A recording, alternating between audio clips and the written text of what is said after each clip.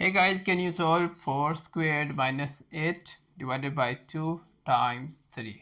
Okay, 4 squared equals 4 times 4 equals 16, right?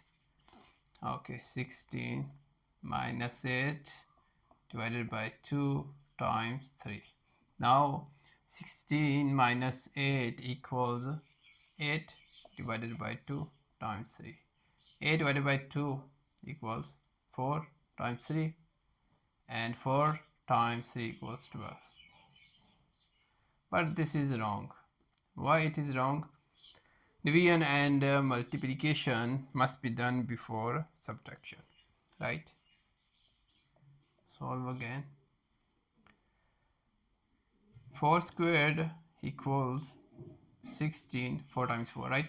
Minus 8 divided by 2 times 3.